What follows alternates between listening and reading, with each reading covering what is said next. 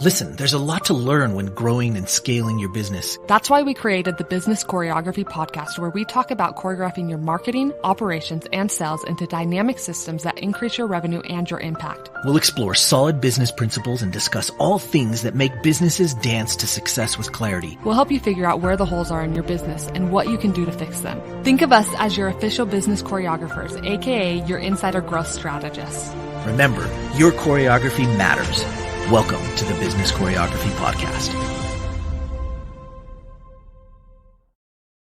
What's up, everybody? Michael Johnson here, and I'm excited you're here on the Business Choreography Podcast because today we have a very special guest.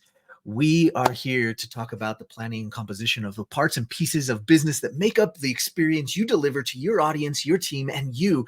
And to help us do that today, talking about their expertise and their specialty is Curtis May. Curtis is the creator and owner of Practical Wealth Advisors and a host of the Practical Wealth Show podcast. The primary focus of his financial planning firm is to help individuals and families become financially free by following the principles of wealth creation that have endured for centuries around the world. Curtis teaches people that their number one financial asset is their knowledge, and we are going to be the beneficiaries of that today. So without further ado, let's bring Curtis on the stage and see how he's doing. Curtis, thank you so much for joining us today. Thanks for having me. I'm excited. Let's go. Let's talk about the dance of business. I love that. The dance of business. I love that. Yeah, we're going to have some fun today. We like to just play it a little bit more entertaining than usual. So we want to do some fun things. We're going to run the first segment and let you get kind of an idea of what it's about. And then we'll jump back in and we'll get going. Here we go. Choreo Confessions, the unscripted reality, where we talk about choreography that fell apart or just didn't work, and we want to know why. All right, here we go. Choreo Confessions, right? This is a lot of fun. We really are going to talk about some of the choreography in business that fell apart. You know, it's always fun to talk about the things that are amazing, but I think for us entrepreneurs out in the world, it's always fun to know kind of how things didn't go as scripted and didn't go as planned. And in many cases, it's about creating those pieces of choreography and then realizing, oh my gosh, that just completely fell to pieces. So we want to know about some piece of choreography you did in your business that you put a lot of time, effort, choreographed into it, and then it all fell apart. Look, I just say, okay, I think maybe I should have prepped, but I try to flush those out of my memory. But this is recent. I was having a marketing coach. So this is like literally, was it this month or late last month, right? And I tried to do a webinar on a process that we're teaching, like a program. And I realized, I teach too much. So there's this art to webinars and selling. And I realize I'm a good teacher, but I don't know how to make offers correctly. So, I had 15 people on the call. I made an offer, and friends of mine that were on it or watched me going, you seemed uncomfortable. Right. And, I finally just let me just say where I'm going to say, and let me get off this thing. Cause I was trying to make an offer and nobody bought anything. Actually, I did sell one after the fact. They called me back and, hey, right. I wanted to, and I'm working with this person now. So I guess it wasn't a loss, but I realized it's that whole thing. You see all these, ClickFunnels things or whatever, and you see, okay, hey, just get a webinar and sell. That's a skill set. And right. I realized that I understand what's going on, but you really have to do it. I decided I need to keep doing it because I found activity produces knowledge, but it was a bit humbling, Well, how did you handle that situation? I mean, I think that for so many entrepreneurs out there, it's easy to just get beat down, right? You try so many things, and what do they say? It's 100 no's to get a yes. And yeah, that takes its toll. So how'd you deal with that side of it on the back end to just be able to keep going? Yeah, what I look at is like, I just found out I know it works, but I don't know how to work it. right? So Myron Golden says, right, all work works, right? You know, if you keep That's right. working, you become the person for whom it works, right? Right. So I just, so my philosophy is, listen, you can't break it. This wasn't how I make my money. It was something I was experimenting Right. with my IP, right? Just intellectual property. So it's you just have to do it again, So I just, because the more you do it, the better you get. And my basic philosophy is activity produces knowledge. Knowledge doesn't Right. produce activity. And so what people do is they give up. And you have like every time I think of a new talk I'm giving, I did one a couple of days ago. I wasn't really offering anything, but it was for another business owner community where I talk about why typical financial planning is bad for business owners. And it was awesome, and it's maybe the second time I've given it. I remember the first time I was giving it live, like outside of my head, just reading it. I was actually Right. speaking the words, and it Right. was. I thought, I'm pretty good at this stuff. This is pretty good, but I wasn't selling anything. So maybe I didn't have an offer. I wasn't trying to do it. I was just doing what a colleague of mine asked me to present. He wanted to talk, but it was a good practice. See, because what happens is you have to practice. But I prefer to practice in front of real people. Right. I'm too busy. I don't need to talk into a tape recorder and hear it back. And, I'd rather practice on a live person because I wanted the feedback of, how did it go? What did you think? What moved you? Right. And so that's, to me, what you got to do is you have to, uh, similar to your background in dance, my background, I played basketball in college. And so when I was in middle school, I read George Gervin. So for Right. y'all young people, that's Kevin Durant before Kevin Durant. Uh, the he shot 600 shots a day. So guess what? Right. You get your form right, and then you just got to do it right. Right. And so that's what I don't think people give themselves enough at bats or enough shots, and they don't practice, until it's perfect. Right. And it's not Right. going to be perfect, and you're not Right. going to be perfect out the gate. So I'm not afraid to screw up. So That's huge. That is so important. And that brings up the idea that, we're talking about the choreography that fell apart, but it just, like you said, it takes practice. And I love that it's quote. going to fall apart. You got to Yeah, it's expect going that. to. You're right. It's going to. You're not Yeah. going to be, because I always tell people, I tell my kids this: before you can be good, you got to be bad Right. first, Right. right? And before you can be bad, you got to try. So Right. that's how everything works. That's how life works, not just business. Right. Well, and I love that quote that you mentioned from Myron. I mean, he nailed it. All work works. It's Right. just not how you think it's going to Right. Right. sometimes. Exactly. I love it. All right, let's jump into the next segment and we'll see how we can surprise you. Here we go. Current Events Choreo, exploring today's choreography, where we talk about the best piece of choreography in the news or current events. All right, Current Events Choreo. What is something you've seen in the news, in business today, something other people are doing that you looked at their business choreography that they're putting together somehow that you're thinking, man, that is cool. That is a really cool piece of business choreography. Dude, that's all I do. Swipe and deploy, right? So the who was I? Because I see it in everything. I see it. One time I was in a hospital and I was looking at, okay, all these doctors, they're just prospecting, right? They're right because they come in and they're like, all right, let me see you. And okay, when you get the discharge thing, it's like, okay, come see us, come key to physical therapist. And I'm looking at the business model of Yeah, the hospital, right? So yeah, I'm like, how can I do that? Like, he only saw me for like 8 minutes, right? right, And it'll probably bill me for, I don't know, $300, something like that. I was like, I like that model. Like, I don't like paying for it or right. my section of it, but I like how that works. So I kind of see that in everything. So that was the thought I had. I'm trying to think of something very recent, current event. Because when I was first thinking about this, here's something I'm actually going to do a show on myself. If there Arnold, my man Arnold Schwarzenegger, Oh yeah, he's got a Netflix special that's sure, out right now, right? So a lot of people don't know, because one of the things that I teach people is that success leaves clues. right. Okay, and Arnold, when he was a bodybuilder, when he came to the US, a lot of people don't know he was buying real estate. He was sleeping on people's couches. So he was a multi-millionaire. By the time he decided he wanted to do acting, he didn't take little bit parts. He said, like, I want to be like Clint Eastwood. I want to be a star. I'm not changing my name. No, I'm not whatever, because he was already a multi-millionaire from real estate. So he was we call it in our system, at a position of FU, where he could do what he wants. FU is passive income twice your expenses, right? So that's the first level. We want to get you to, at Practical Wealth, I want to get you to a level of FU when it comes to money.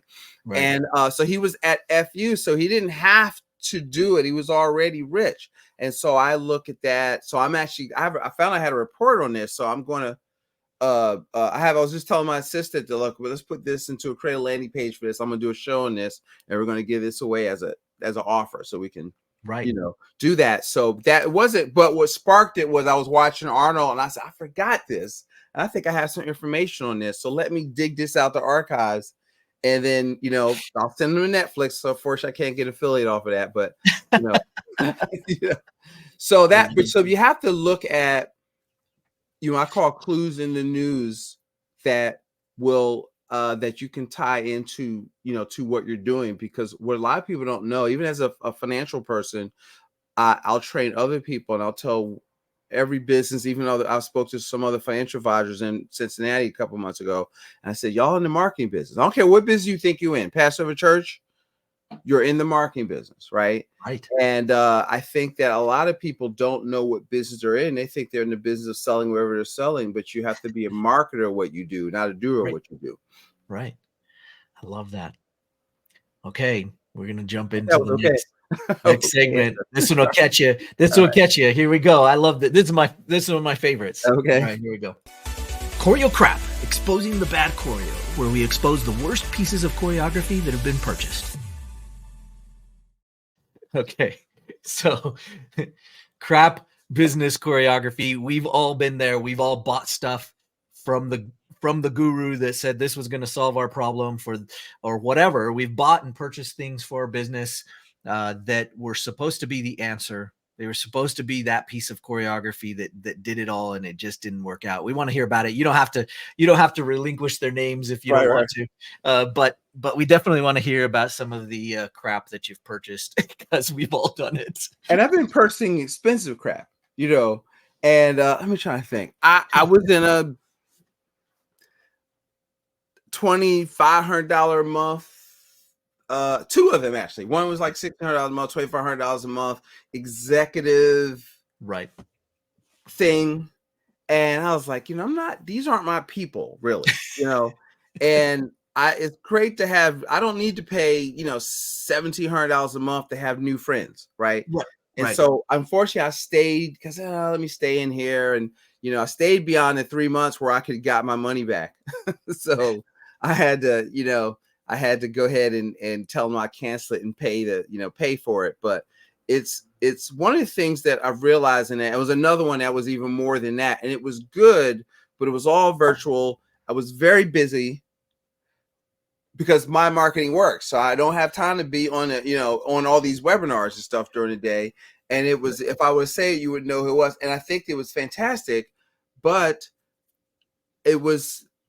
I need to get away. I don't need webinar stuff. Like you want me to do something, you need to get me out of the house to your thing, or either I got to leave the house to watch the online thing. If I'm here, I'm going to work. Right. So it was a lot of money, and the content was good. Before I quit, I did download all the PDFs so I could at least go back and look at it. But I found that, because one of the things is what I realized for me, it's not what I don't know, is what I'm not doing with what I already know. Right.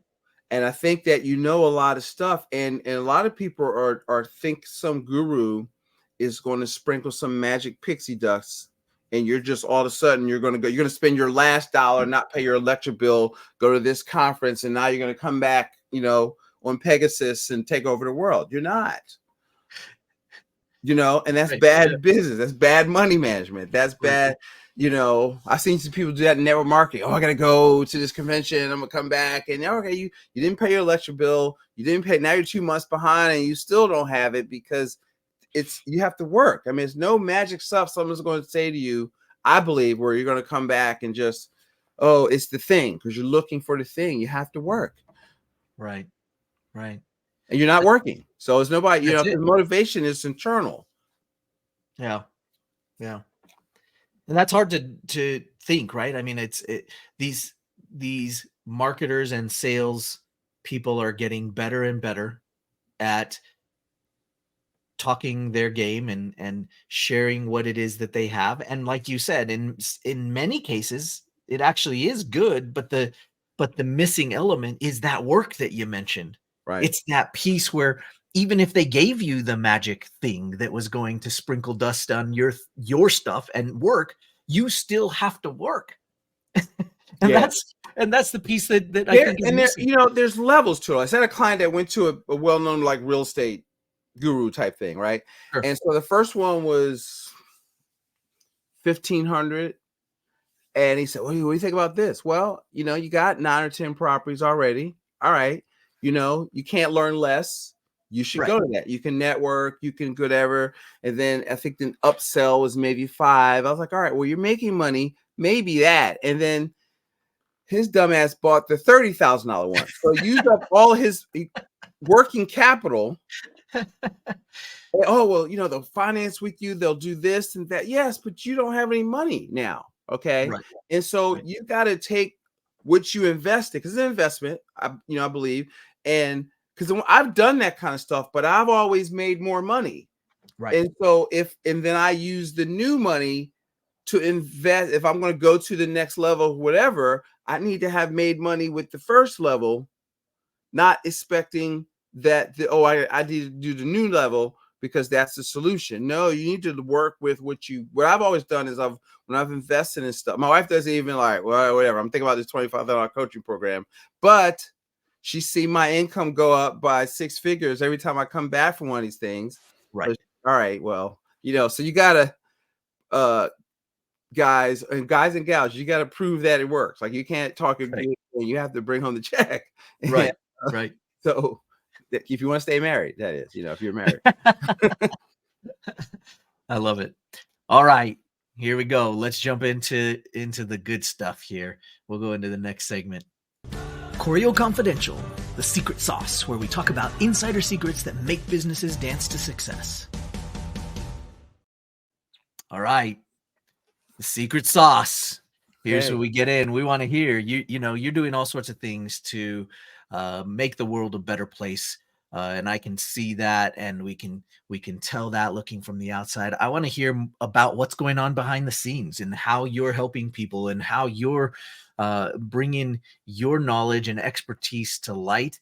We kind of want to know a little bit about the behind the scenes of what kind of stuff you're building that's making it work. Because on one end, we might need you, and on the other end, we kind of want to see and hear what you're doing to Mm-hmm. make that all happen.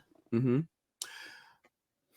Okay. So, what I do, I work with, tell me if this is not the way you want me to go down, but basically I work with the people that generally find me are people that want work optional income. So I work in the financial space.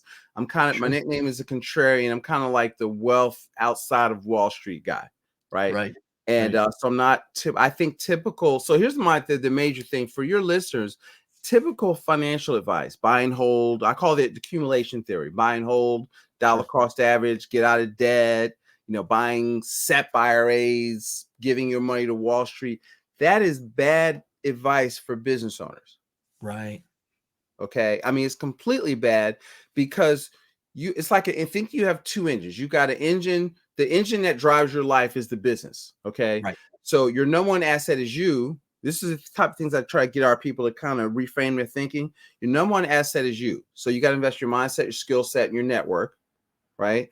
Your number one investment is the business, right? Your business, right? Right. So it's not sending your money to some fund manager you never met that you don't know who's managing the fund, you don't know what mutual funds are in the fund, but you've been told by the Wall Street that you should put your money into this thing, right? But here are my 3 rules of investing. Invest in what you know, invest in what you can control or influence the outcome of, and don't chase returns, right? So I know practical wealth. I know how to teach. So I'm working on like doing that and then teaching we're working on a class to teach financial professional people, and I'm looking for the people that were me 5 years ago, for example. And what have I learned? It really works for all businesses. Sure. And so how do you grow your revenue? And also, how do you control the money? See, because when I talk about money, too many people are looking for investments outside of them. But the best investment is in what, like, if you put $1 in your business, you make $2. Right. That's 100% return. Right. Why would you give that to some fund manager to hopefully get 5 or 6, 7% with risk, where you can't control whether it goes up or down? And see, so you discount, and you see most of your listeners, they already know that, but everybody. So if you're hanging around employees, you can't do what they do. They have a different life. They have a different tax structure, right? And so if you have uncommon income, you can't take common advice. So I teach people to, one, think, right, and then there's we call it the velocity method, right? Sure. And so there's accumulation theory: buy and hold, dollar cost average, get out of debt, buy term investor difference, max out your 401k. You're in it for the long haul. If you build a nest egg, retirement nest egg. If you're hearing all that, you're listening to the accumulation theory. Okay. Right. It's theory for a reason, because it doesn't work. All right. But if you study institutions and you study wealthy people like the millionaire next door, it's like, what do they focus on? From Garrett Gardner's book, he calls it corporate finance, right? So in corporate finance, what do they focus on? Velocity of money, which is not investment, it's just an economic principle of money moving. They focus on buying assets. What's the asset, Kiyosaki says, to something that puts money in your pocket. So you've got to buy or build assets that generate cash flow. So your business is the engine to build that, and maybe build a business that works so you don't have to work, but it also generates money so that you can buy other assets, because you want to become financially independent of the business, because so many people think they're going to get this big exit, but you've got this engine that, you take your profits where you do the profits. So if you look at rich people, they build businesses, they buy real estate with the profits. So it zeroes out their taxes, right? So it's 4 asset classes: business, real estate, paper, and commodities, right? But let's just take the top 3. I call it the ugly cash flow triangle: business, real estate, paper. And so when you look at that, so they'll buy real estate, and there's 15, 20 different ways to buy real estate. Paper is not just equities. Paper is tax liens. Paper is, I got clients that do private lending. We've got clients that buy mortgage notes, So all I try to do is teach them how money works. I teach 5 principles of personal finance. So basically what I want you to do is think: save money, develop access to capital, know the difference between an asset and a liability. Okay. And then all I want to do is have you have capital, so when you see something you like, you can go get it. Right. Because investing is about becoming. See, it's not my job to tell you what to become. I'm the defensive coordinator. I always tell people, coming up on March Madness, right? Or in football season, always football season in Phil. I'm from Philadelphia, right? So we always Right. So I'm defense, right? Defense is saving. Defense is protection, asset protection, insurances, all the stuff people skip because they're so preoccupied with the money. Defense is legacy, making sure you build a legacy of wealth and wisdom. Defense is liquidity, having 6 to 12 months of liquidity. And then investing, or velocity, is last. Like, it's important, but I've named 5 things. Investing is number 5. It ain't number 1. Right. And most people think it is. And so you have to protect, because see, nobody, last time I checked, has a working. This is the kind of stuff that we teach. I don't have a working crystal ball. I don't know anybody else. I don't have a working crystal ball. So I don't know about investing. But what you can do, and what your good planning is, preparation for stuff going sideways. Right. And that's all you can do. And then you have principles that you follow. And then if you follow the principles, you'll win. Right. If you do the right stuff, success is inevitable. And then you'll win, because you got to win when markets are up. You got to win when markets are down. You got to win when markets are sideways. And so you just stay on you build your business. Your business is going to be up. Your business is going to be down. But guess what? If you understand you're in the marketing business, and you build up a war chest, a nest egg, so if it's slow, you can survive. If things are going well, you can expand. Things are going well or slow, and your competitors haven't prepared, you can buy them. Right. And grow through expansion, right? And so you're not, I'm a big fan of Jay Abraham. He's got a book called Getting Everything You Want or Everything You Got. And he one time he had this, of course now I can't call it, but he's got 3 ways to grow revenue, right? Get more customers. I changed it a little bit. I call it get more customers, increase your conversions, and increase customer value. How? By raising your prices, frequency, cross-selling. And then let me see if I find my journal. Then I was listening to him on a podcast. See, so this talk about stealing stuff. He has 3 advanced ways to grow. They talks about, says every year add 1 new product or niche. Right. Introduce a new product or service to what you're offering every year, and acquire 1 new business a year, a competitor or complementary business, and purchase with seller financing. So that's brilliant. I mean, like, we're not even thinking about stuff like that, like to grow your revenue.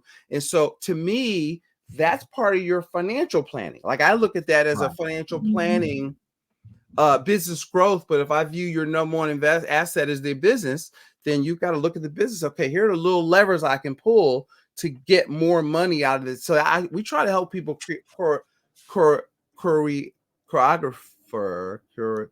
What's the word? Choreograph. Talk today. Choreograph. There you go. Thank you. Just integrating their, you got to keep the money that you're making. You got to make more money. Right. And so my practice focuses on is integrating those 2 things, like integrating that your financial plan so that you have liquidity to serve getting money back over to the engine instead of tying it up in an account for 30 years. And I'm one of the few people that can say, hey, look, let's have an integration plan. Let's look at the 3 ways to grow your revenue without spending any new money on advertising.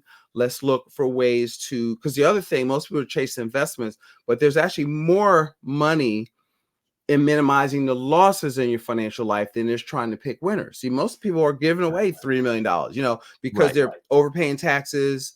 They're basically it's 5 key things: how you pay your mortgages, taxes, how you fund retirement plans, how you pay for like kids' education, equipment financing, and other major capital purchases. So one of the things I teach as a strategy is be in the bank, but so you can recapture how to, be your own banker. But part of it is you got to recognize that, okay, I've got leaks in my bottom of my bucket, this money bucket I'm trying to fill up. Right. And so to me, there's more opportunity to plug those holes than there's trying to turn up the volume of the water, chase returns. Let's stop giving money away. If you pay a tax you didn't have to pay, not only is that money gone, the money that it could have became for you if you had it to invest in your business is gone forever. And that's, people don't look at opportunity cost in personal finance, but that is literally costing you as a business owner, if you're hearing this, $2-3 million in your working lifetime. Right. So let's keep that, and let's build on that, but let's not give money away. And it's so simple. It's not like you don't need to, 2 + 2 is 4. Like financials is not that complicated. And but you would be led to believe that they are, but it's not. So you are your best financial person. So that's kind of, I consider myself a financial educator. I mean, I implement, but I'm the guide. Like I tell people, it's your money, right? You're Luke. I'm Yoda, right? I'm just like on this call, I'm letting you know that the force exists. Okay. Right. Exactly. Right. I'm letting you know, here are the ways of the force, but you still have to learn how to market and, to become a Jedi. You still have to go through the trials to become a Jedi to get to financial independence or wherever it is you're trying to get to. But, and then you need guides like us to help you get there to train. But that's what I try to do. I'm the guide. I'm not the hero of the story you are, but I know some stuff probably you don't know. And I'll tell you both things I know. No. Nice. I love that. Well, this has been awesome. Super fun. I want to ask if you can leave us with some sage words of wisdom before we let you go. I'll give you, so one of my favorite books is The Richest Man in Babylon. Love it. And because when I talk about, I teach principles-based planning, principles that, so one is part of all, you got to stamp on your brain, part of all you earn is yours to keep. Right. Okay. One of the ways to do that, like from a technical standpoint, is read Profit First and learn to pay yourself first every time you get a check. Okay. But that's a philosophy, because your business will eat up all the money you give it if you let it sit in there. Right. So you got to sweep. I do 15% at least off the top into my profit account, I call it my wealth capture account. So that's one. And then you got to spend less than you make. Like if you can't do that, you can't invest. If you don't have any savings, you can't invest because you don't have any money to invest. And so what people have been trained to invest from income, I want you to save money in your asset column and then use your assets to buy or build real assets that send you a check. So if you pay yourself first off the top, that will change your life. Create a separate account we call a wealth capture account, and just sweep money into that, and 15%, and live on the other 85%.